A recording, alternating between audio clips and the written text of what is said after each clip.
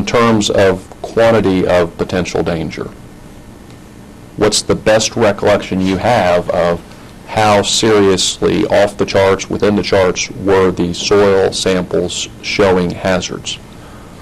The levels were elevated if people come in direct contact or if they eat food contaminated with soil with elevated hexchrome or sodium dichromate, or if they drink water which contain elevated, then it will be one of the 4 routes of entry in the human body.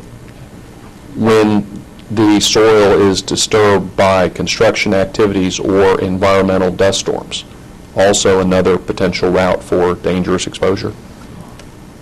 Like I mentioned, inhalation is the one route of entry, which is the major route of entry, and that was the main reason air samples were collected over the time period. Mr. Keaston, did the samples he take include both dust storms and non-dust storm environmental conditions? Initially, he did not. That's what I recommended, to collect sample in the dust storm environment. How basic, from an industrial hygienist standpoint, is it if you are having workers working in a place where there's frequent dust storms? If you want legitimate samples, you need to take it during dust storms as well as non-dust storms. Correct. How reasonable is it, or unreasonable, not to take samples during a dust storm when workers are frequently working in dust storms? He should have collected. Personal opinion. Because? It's an ambient condition that can change. And if you have a work site with identified sodium dichromate around in bags, mixing room, buried in the sludge, how critical is it, if you really want to know what the risks are, to take samples during dust storms? It's obvious he should have collected.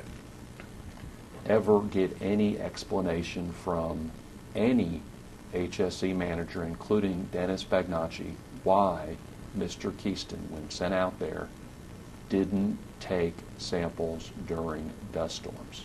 I do not know. Really excusable from a safety standpoint not to take samples during a dust storm? No. Form. Did you feel any obligation at all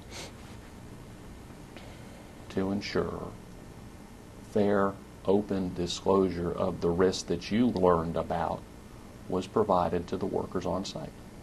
Yes, that's the reason we immediately responded and went to the job site to do assessment personally. Now, you've talked about the logistics, how long it takes to get there, how long it takes to get equipment there. Disclosure of the risk, did that take weeks and weeks, are you telling Ms. Perrin?